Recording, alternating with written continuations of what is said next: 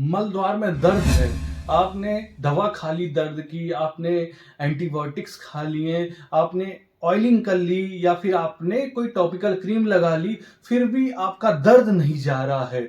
दोस्तों, इतना भयानक दर्द हो रहा है मलद्वार में कि आपका बैठा नहीं जा रहा है। मल त्याग के बाद बहुत दर्द हो रहा है, असहनीय दर्द हो रहा है, या फिर जब मल त्याग करके आते हैं तो आपका सारा ध्यान मलद्वार पे ही लगा रहता है क्योंकि दर्द बहुत होता है। दोपहर 2-3 बजे तक ये दर्द हुआ करता है। सुबह अगर मल त्याग करने के बाद आते हैं, सारा सब कुछ कर लिया, अवगाह श्वेत कर लिया, शीर्षबात कर लिया, फिर भी आपका दर्द नहीं जा रहा है। तो कारण बताऊंगा। सबसे पहले आप जानेंगे कि आपका दर्द क्यों नहीं जा रहा है।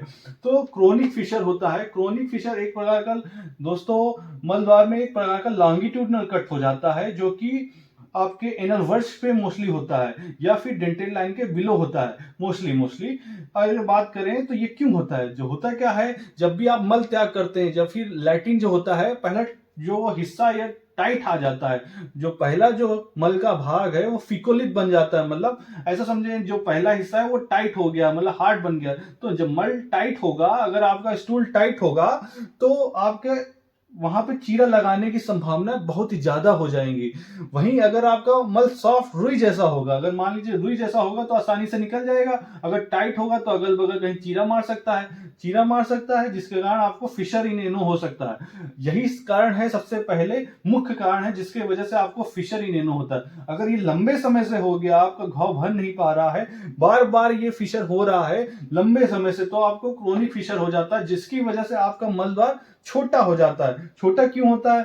क्योंकि अगल बगल 2 स्फिंक्टर होते हैं, मतलब चारों तरफ ये स्फिंक्टर्स होते हैं, ये आपके घाव को बचाने की कोशिश करते हैं। तो मलद्वार में और सिकुड़न पैदा होती है, क्योंकि जहां पे घाव होता है तो बॉडी सोचती है उसको बचाते हैं, बचाने के चक्कर में स्पास में चला जाता है स्फिंक्टर, और ये स्पास में चले जाने की वजह से मलद्वार और छोटा हो जाता है। अगर लंबे समय से 2-3 साल हो गए हैं फिशर होने के, जिसकी वजह से आपको जो मलद्वार है बहुत छोटा बच्चों जैसा तक हो जाता है बहुत लोगों का।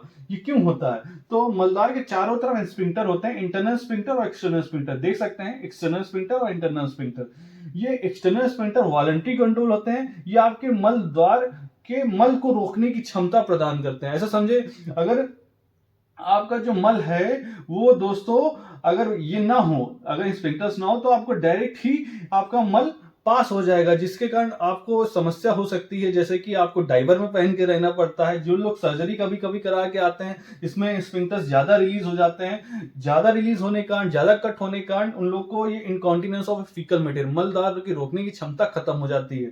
तो सबसे पहले एक्सटर्नल स्फिंक्टर जो कि वॉलंटरी कंट्रोल होता है, और इंटरनल स्फिंक्टर्स आपका इनवॉलंटरी कंट्रोल होता है। तो यही मलद्वार रोकने की क्षमता को प्रदान करते हैं, जिससे आपका मलद्वार रुका हुआ होता है। जब आपको अलार्म होता है मलद्वार निकालना है, तो ये रिलीज करते हैं, ये रिलैक्स करते हैं। अगर ये मल का टुकड़ा, मल जब टाइट आता है या फिर मल के जो टुकड़े हैं, इसी फिशर बेड पे, यही घाव पे जाके कुछ टुकड़े लग जाते हैं, यहीं पे कुछ हल्के फुल्के छोटे छोटे टुकड़े यहीं पे जाके रुक जाते हैं। जो ठहराव होने का, अगर कहीं पे चीरा लगा हुआ है, उसी में मल के टुकड़े रुकेंगे तो क्या होगा, वहां पे गड़न होगा।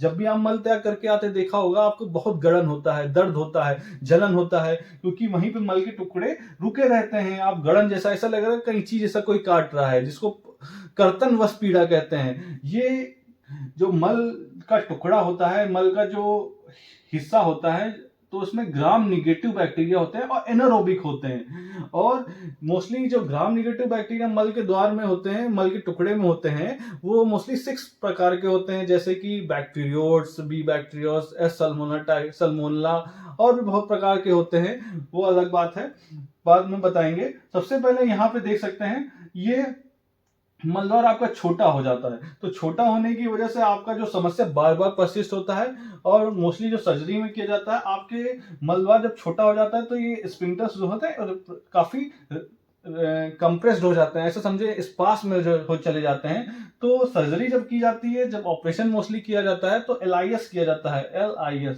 ठीक है, LIS किया जाता है। तो आपका जो स्फिंक्टर है, ये हल्का सा इंटरनल स्फिंक्टर्स हल्का सा रिलीज कर दिया जाता है, जिसकी वजह से आपका जो मलद्वार है वो फिर से रिलैक्स हो जाता है, और आपके फिशर बेड को, आपकी जो फिशर बेड हो गया है उसको हील कराने के लिए यहाँ पे इसको स्किन क्यूरेट कर दी जाती है, या फिर छाछूट से भी कर सकते हैं, छाछूट डाल के भी क्यूरेट कर सकते हैं।